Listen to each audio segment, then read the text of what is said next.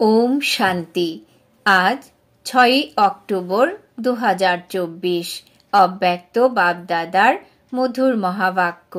Revise date 24/2/2002।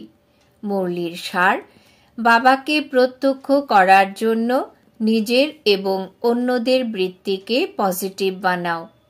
আজ বিশ্ব কল্যাণী বাপদাদা চতুর্দিকে নিজের বাচ্চাদের দেখে প্রফুল্লিত হচ্ছেন। প্রত্যেক বাচ্চার মনের উৎসাহ উদ্দীপনা দেখছেনও এবং শুনছেনও। সবার মনে লক্ষ্য একটাই, শীঘ্রাতিশীঘ্র বাবা সমান হওয়া। লক্ষ্যকে দেখে, সাহস দেখে, শ্রেষ্ঠ সংকল্প দেখে বাপ দাদা খুশি। সেই সঙ্গে এটাও দেখছেন যে লক্ষ্য সবারই উঁচু হতে উঁচু, কিন্তু প্রত্যক্ষ রূপে লক্ষণ নম্বর ক্রমে রয়েছে। লক্ষ্য আর লক্ষণ সমান হওয়া অর্থাৎ বাবা সমান হওয়া। সেবার স্টেজে যে নিমিত্ত বাচ্চারা আছে তারা সদা একই সংকল্পে থাকে, বাবাকে কিভাবে প্রত্যক্ষ করাবো, কবে হবে, এরকম সংকল্প চলে তো না। বাবা পরে বাচ্চাদের জিজ্ঞাসা করেন, বাচ্চারা তোমরা সবাই সম্পন্ন সম্পূর্ণ স্বরূপে নিজেরা কবে প্রত্যক্ষ হবে? বাচ্চাদের জন্য বাবার কোশ্চেন হলো, সেই ডেটও ফিক্স করেছো নাকি সেই ডেট ফিক্স হওয়ার নয়? ডবল ফরেনার্স বলে যে কোনো প্রোগ্রামের ডেট 1 বছর আগেই ফিক্স করা হয়ে থাকে, এমন বলো তো না। তো বাবা বলেন, স্বয়ংকে প্রত্যক্ষ করানোর ডেট ফিক্স করেছো? অনেক মিটিং করেছো তো, তাই না? তোমরা করতেই থাকো, আজ অমুক মিটিং, কাল অমুক। এমনকি এখনো যারা মিটিং করো তারা তাদের অনেক সংখ্যায় এসেছো। মিটিংয়ের 3টে গ্রুপ এখানে আজও বসে আছে, এটা তো খুব ভালো, কিন্তু এই মিটিংয়ের ডেট কোনটা? যা ভাবছো সেটাই বল হোক, সেটাই কর্ম হোক। সংকল্প, বল আর কর্মে শ্রেষ্ঠ লক্ষ্য যেন প্রমাণ হয়। বাপ দাদা দেখেন যে বিশ্বের সর্বকল্যাণের নিমিত্ত হওয়া এই বাচ্চারা সর্ব আত্মার কল্যাণকারী প্রত্যক্ষ রূপে স্টেজে কবে আসবে? প্রত্যেকে গুপ্ত পুরুষার্থে রয়েছে, নিষ্ঠার সাথে রয়েছে, এটাও বাপ দাদা দেখেন। কিন্তু এই বিশেষ সংকল্পের দৃঢ় অনুরাগ কবে হবে? নিষ্ঠা তো আছে, কিন্তু নিরন্তর এই সংকল্প পূর্ণ হোক প্র্যাকটিক্যাল স্বরূপে। এখন সংকল্প আর প্রত্যক্ষ কর্মে ফারাক আছে। হতে তো হবেই, আর করতেও হবে বাচ্চাদেরই। বাবা তো ব্যাকবোন আছেনই। তো বাপ দাদা দেখছিলেন যে সর্বাপেক্ষা তীব্র গতির সেবা হলো বৃত্তির দ্বারা ভাইব্রেশন ছড়ানো। বৃত্তি অনেক তীব্র, রকেটের থেকেও জোরালো। বৃত্তির দ্বারা বায়ুমণ্ডল পরিবর্তন করতে পারো তোমরা। তোমরা যেখানে চাও, যত আত্মার কাছে চাও, বৃত্তির দ্বারা এখানে বসে বসেই পৌঁছাতে পারো। বৃত্তির দ্বারা দৃষ্টি আর সৃষ্টি পরিবর্তন করতে পারো, কিন্তু একটা বিষয়, বৃত্তির দ্বারা সেবাতে বাধা পড়ছে। বৃত্তির দ্বারা ভাইব্রেশন ছড়িয়ে পড়ে। তোমাদের জড়চিত্র এখনো লাস্ট পর্যন্ত ভাইব্রেশন দ্বারা সেবা করছে তো না? দেখেছো তো, তাই না? মন্দির দেখেছো না? ডবল ফরেনার্স, মন্দির দেখেছো? দেখো, বাবা বলেছেন, দেখে না থাকলে দেখে নিও, কেননা তোমাদেরই মন্দির তো না? কুমারীরা তোমাদের মন্দির, নাকি ইন্ডিয়ার যারা তাদের মন্দির? সবার মন্দির। আচ্ছা, অভিনন্দন। মন্দিরের সকল মূর্তি প্রত্যক্ষ রূপে ভাইব্রেশনের দ্বারা সেবা করছে, অর্থাৎ তোমরা আত্মারা মন্দিরের মূর্তি রূপে সেবা করছো। কত ভক্ত ভাইব্রেশনের দ্বারা নিজের নিজের সর্ব ইচ্ছা পূর্ণ করছে। তো হে চৈতন্য মূর্তি, এখন তোমাদের শুভ ভাবনার বৃত্তি, শুভ কামনার বৃত্তির দ্বারা বায়ুমণ্ডলে ভাইব্রেশন ছড়িয়ে দাও। কিন্তু কিন্তু বলা ভালো লাগে না, তবু কিন্তু বলতে হয়। পাণ্ডব, কিন্তু শব্দ ভালো লাগে? ভালো লাগে না। কিন্তু কিন্তু আছে নাকি সমাপ্ত হয়ে গেছে?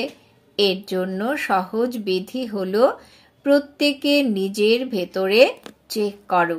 1 সেকেন্ডে চেক করতে পারো, এই মুহূর্তে করো। বাবা তোমাদের সেকেন্ড সময় দেবেন কি? কি বলতেই সেকেন্ড সময় পেয়ে গেছো। এখন নিজের ভেতরে চেক করো, আমার বৃত্তিতে কোনো আত্মার প্রতিও কোনো নেগেটিভ ভাইব্রেশন আছে কিনা।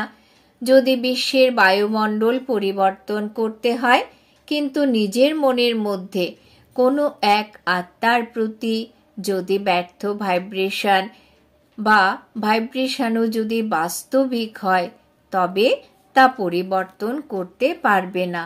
বাধা পড়তে থাকবে, সময় লেগে যাবে, বায়ুমণ্ডলে পাওয়ার আসবে না। কিছু কিছু বাচ্চা বলে, ও এইরকমই তো না, এইরকমই, সুতরাং ভাইব্রেশন তো হবেই, তাই না? বাবাকেও জ্ঞান দেয়, বাবা আপনি জানেন না ওই আত্মা এইরকমই। কিন্তু বাবা জিজ্ঞাসা করেন যে সে খারাপ, সে রং হওয়া উচিত নয়, কিন্তু খারাপকে যে নিজের বৃত্তিতে রাখো, এটা কি বাবা অনুমতি দিয়েছেন? যারা মনে করো এটাতে বাবার অনুমতি নেই, তারা 1 হাত তোলো, টিভিতে দেখাও। বাবা দাদিকে বলছেন, তুমি দেখছো তো না? আচ্ছা, মনে রেখো হাত তুলেছিল, ডবল ফরেনার্স হাত তুলেছে। বাপদাদার টিভিতে তো আসছে। যতক্ষণ পর্যন্ত ব্রাহ্মণ আত্মার নিজের বৃত্তিতে কোনো আত্মার প্রতি ভাইব্রেশন নেগেটিভ হবে, তাহলে বিশ্ব কল্যাণের জন্য বৃত্তির দ্বারা বায়ুমণ্ডলে ভাইব্রেশন ছড়াতে পারবে না। এটা নিশ্চিত, তা জেনে নাও। যতই সেবা করো, প্রতিদিন 8টা ভাষণ করো, যোগ শিবির করাও, অনেক প্রকারের কোর্স করাও, কিন্তু কারুর প্রতি নিজের বৃত্তিতে কোনো পুরনো নেগেটিভ ভাইব্রেশন রেখো না। আচ্ছা, সে খারাপ, অনেক ভুল করে, অনেককে দুঃখ দেয়, তবুও কি তোমরা তাকে দুঃখ দেওয়ার উত্তরদায়ী হওয়ার পরিবর্তে সাহায্যকারী হতে পারো না? দুঃখে সাহায্য করতে হবে না, তাকে পরিবর্তন করতে সাহায্যকারী হও। যদি এমন কোনো আত্মা আছে যে তুমি মনে করছো সে বদলানোর নয়, তো ঠিক আছে, তোমার জাজমেন্ট অনুযায়ী সে বদলাবে না, কিন্তু নম্বর ক্রম আছে তো না? তাহলে তুমি কেন ভাবছো এ তো বদলানোর নয়? তোমরা কেন জাজমেন্ট দাও? বাবা তো আছেন, তিনিই জাজ তো না? তোমরা সবাই পরস্পরের জাজ হয়ে গেছো। বাবাও তো দেখছেন, এই রকমই তো, এই রকম এবং এই রকম। ব্রহ্মা বাবাকে তোমরা দেখেছ, বারবার ভুল করা যেমন আত্মারাই থাক, কিন্তু বাপ দাদা সব বাচ্চার প্রতি স্মরণের স্নেহ সুমন দেওয়ার সময় সব বাচ্চাকে মিষ্টি মিষ্টি বলেছেন। 2-4 বাচ্চাকে কটু আর বাকিদের মিষ্টি, এমন কি বলেছেন? তবুও সেই রকম আত্মাদের প্রতিও সদা সহৃদয় থেকেছেন, ক্ষমার সাগর হয়েছেন। কিন্তু আচ্ছা, তোমরা নিজেদের বৃত্তিতে কারুর প্রতি যদি নেগেটিভ ভাবনা রাখো, তবে তাতে তোমাদের কি লাভ? যদি এতে তোমাদের লাভ আছে, তবে তো অবশ্যই রাখো, অনুমতি আছে। যদি লাভ না থাকে, হয়রান হতে হয়, সেই বিষয় তোমাদের সামনে আসবে। বাপ দাদা দেখেন, যে বিষয়ে নিজের কোনো লাভ হয় না, তখন তাকে আয়না দেখানো দরকার, নলেজফুল হওয়া আলাদা ব্যাপার। এটা রং, এটা রাইট, এটা হলো নলেজ। নলেজফুল হওয়া রং নয়, কিন্তু হিতকর নয় এমন কোনো কিছু বৃত্তিতে ধারণ করা সেটা রং। হিতকর নয় এমন কোনো কিছু বৃত্তিতে ধারণ করা সেটা রং। কেননা মুড অফ, ব্যর্থ সংকল্প, স্মরণের পাওয়ার কম নিজের মধ্যেই অনুভব করায় লোকসান হয়ে যায়। যেখানে প্রকৃতিকে তোমরা পবিত্র বানাও, সেখানে এরা তো আত্মা। বৃত্তি, ভাইব্রেশন আর বায়ুমণ্ডল তিনের সম্বন্ধ আছে। বৃত্তির দ্বারা ভাইব্রেশন হয়, ভাইব্রেশনের দ্বারা বায়ুমণ্ডল তৈরি হয়, কিন্তু মূল হলো বৃত্তি। যদি তোমরা মনে করো শীঘ্রাতিশীঘ্র বাবার প্রত্যক্ষতা হোক, তবে তীব্র গতির প্রয়াস হলো সবাই নিজের বৃত্তিকে নিজের জন্য এবং অন্যদের জন্য পজিটিভ বানাও। হতে পারো তোমরা নলেজফুল, কিন্তু মনের মধ্যে কোনো নেগেটিভ ধারণ করো না। নেগেটিভের অর্থ আবর্জনা। এই মুহূর্তে বৃত্তি পাওয়ারফুল করো, ভাইব্রেশন পাওয়ারফুল বানাও, বায়ুমণ্ডল পাওয়ারফুল বানাও। কেননা সবাই অনুভব করেছে বাণীর দ্বারা, শিক্ষার দ্বারা পরিবর্তন খুব ধীর গতিতে হয়। হয় ঠিকই, কিন্তু অত্যন্ত ধীর গতিতে। যদি তোমরা ফাস্ট গতি চাও, তবে নলেজফুল হয়ে, ক্ষমাস্বরূপ হয়ে, হৃদয়বান হয়ে, শুভ ভাবনা, শুভ কামনার দ্বারা বায়ুমণ্ডলকে পরিবর্তন করো। দেখো, প্রত্যক্ষভাবে তোমরা সবাই দেখেছ মধুবনে যারাই আসে, সব থেকে বেশি কোন বিষয়ের প্রভাব পড়ে? বায়ুমণ্ডলের। এখানেও হতে পারে সবাই নম্বর ক্রমে রয়েছে, কিন্তু ব্রহ্মা বাবার কর্মভূমি, বাপ দাদার বরদান ভূমি, সেই বায়ুমণ্ডল পরিবর্তন করে দেয়। অনুভব আছে তো না? সুতরাং ভাইব্রেশনের দ্বারা বায়ুমণ্ডল তৈরি করা, এ হলো হৃদয়ের তীব্র গতির ছাপ। বায়ুমণ্ডল হৃদয়ে চেপে যায়। শোনা কথা তোমরা ভুলে যেতে পারো, কিন্তু হৃদয়ে বায়ুমণ্ডলের ছাপ লেগে যায়, সেটা তোমরা ভুলতে পারো না। এমন হয় তো বাপ দাদা শুনতে থাকেন, প্রত্যক্ষতা কবে হবে? নিজেদের মধ্যে আত্মিক বার্তালাপ তো ভালোই করো, সেটা ভালো। বলো পাণ্ডব, এখন কি করবে? বায়ুমণ্ডল পাওয়ারফুল বানাও। হতে পারে তা সেবা কেন্দ্র, অথবা যে কোনো স্থান, কিংবা হয়তো প্রবৃত্তিতে আছো, তবুও বায়ুমণ্ডল পাওয়ারফুল থাকবে। চতুর্দিকের বায়ুমণ্ডল যদি সম্পূর্ণ নির্বিঘ্ন, প্রশস্ত, শুভ ভাবনা, শুভ কামনার হয়ে যায়, তবে প্রত্যক্ষতায় কোনো দেরি নেই। এখন বাপদাদা যে ডেট দিয়েছেন, তা বাপদাদা স্মরণে আছে। হিসেব জিজ্ঞাসা করবেন তো না? প্রত্যেকে নিজের অ্যাকাউন্ট রেখেছ তো, তাই না? তো অ্যাকাউন্টে বাপদাদা এটাই চেক করবেন, বৃত্তিতে, দৃষ্টিতে, বলে, উদার চেতা, শুভ ভাবনার এবং শুভ কামনার আত্মা কত পার্সেন্ট আছে। এখনো 15 দিন তোমাদের কাছে আছে, আছে তো না? তার থেকে বেশি আছে। আচ্ছা, কেউ যদি নাও করে থাকো, তবে 15 দিনে করে নিও, তাহলেও তোমরা পাশ হয়ে যাবে। যা অতীত, তাতে বিন্দু লাগাও এবং দয়ার সিন্ধু হয়ে যাও, ক্ষমার সিন্ধু হয়ে যাও। বাপদাদা ড্রিল করালেন, শুনেছ তো সবাই? আচ্ছা, মিটিংয়ের যে 3টি গ্রুপ এসেছে, তাদের মধ্যে যারা স্পার্কের, তারা এক হাত তোলো। আচ্ছা, খুব ভালো। এখন এই বিষয়ে রিসার্চ করো। বায়ুমণ্ডল প্র্যাকটিক্যালি কিভাবে শ্রেষ্ঠ থেকে শ্রেষ্ঠ বানাতে পারো।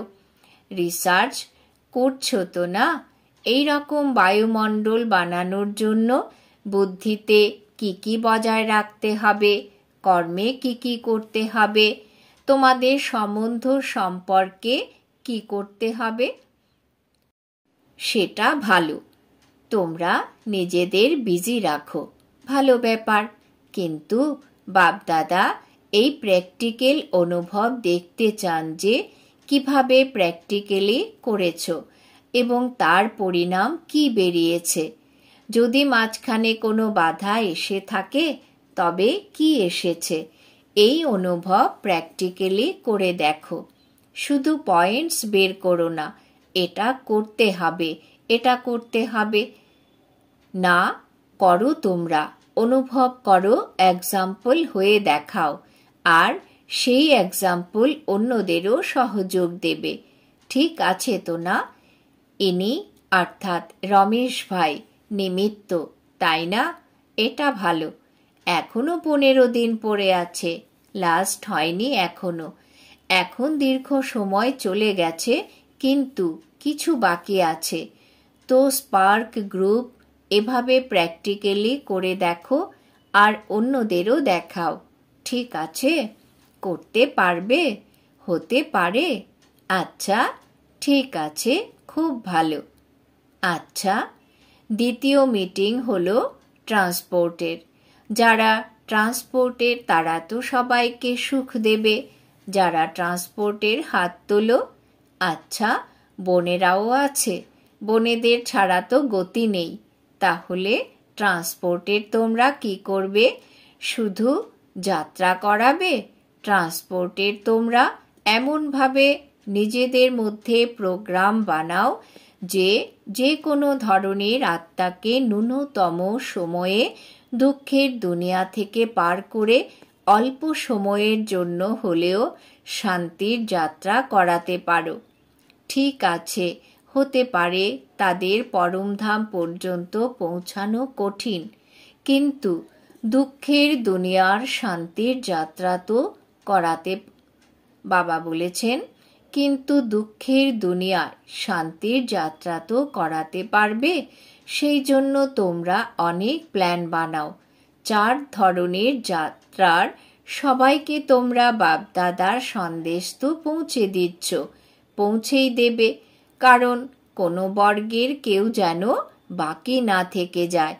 এটা ভালো যে বিভিন্ন উইংয়ের ইনভেনশন বের করেছে, এটা ভালো। কেননা কোনো নালিশ থাকবে না, কোনো বর্গ বাকি থাকবে না। প্রত্যেকের নিজেদের বর্গকে এগিয়ে নিয়ে যাওয়ার জন্য উৎসাহ উদ্দীপনা থাকে তো না? এটা খুব ভালো। কিন্তু এখন যে বর্গ তৈরি হয়েছে, অর্থাৎ যে উইংস তৈরি হয়েছে, কত সময় ধরে উইং তৈরি চলছে? 1.5-2 বছর হয়ে গেছে নাকি বেশি হয়ে গেছে? কেউ বললেন 10-12 বছর। উইংয়ের সেবার 10-12 বছর হয়ে গেছে। আচ্ছা, দীর্ঘ সময় হয়ে গেছে। বিভিন্ন বর্গের জন্য বাপ-দাদার একটা সংকল্প রয়েছে। বাপ-দাদা 2-3 বার বলেছেন, কিন্তু হয়নি।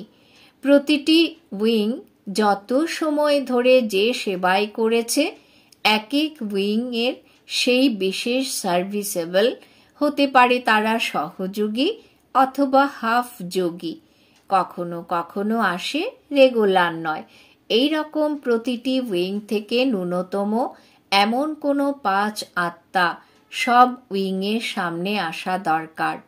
মধুবনে তারা সবাই যেন দেখে যে প্রত্যেক উইং 10-12 না হলেও অন্তত 5 আত্মা পাক্কা করে নিয়ে আসে, যারা ভালো সহযোগী, সেবার নিমিত্ত হতে পারে।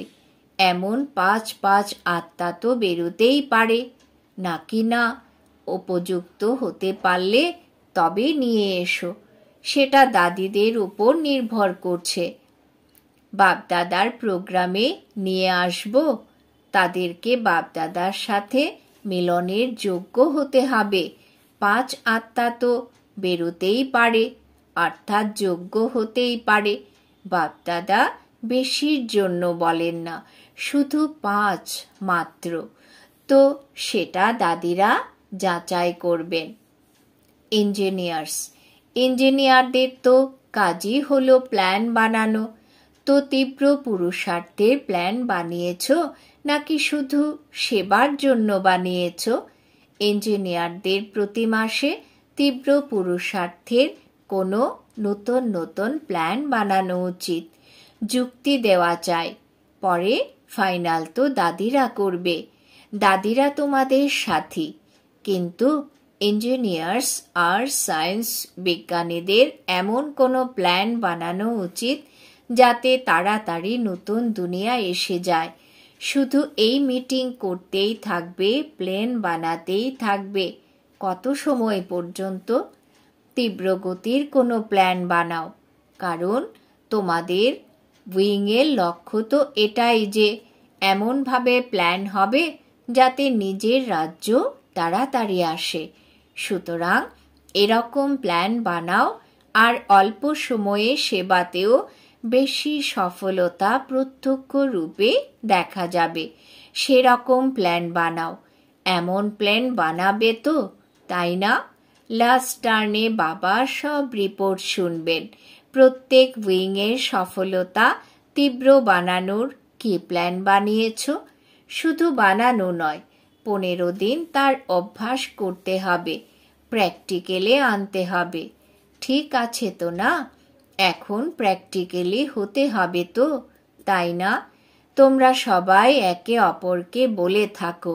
বাপদাদা তো সবার আত্মিক বার্তালাপ শুনতে থাকেন। সবাই বলে প্রত্যক্ষ হোক, প্রত্যক্ষ হোক। কিন্তু প্রথমে তোমরা তো প্রত্যক্ষ হয়ে যাও। বাবা তো তোমাদের দ্বারাই প্রত্যক্ষ হবেন, তাই না? আচ্ছা, এখন এই মুহূর্তে নিজের বৃত্তিকে একাগ্র করতে পারো? কোথাও যেন বৃত্তি অস্থিরতায় না আসে, অনর, একাগ্র, শক্তিশালী থাকবে। বাপদাদা ড্রিল করালেন।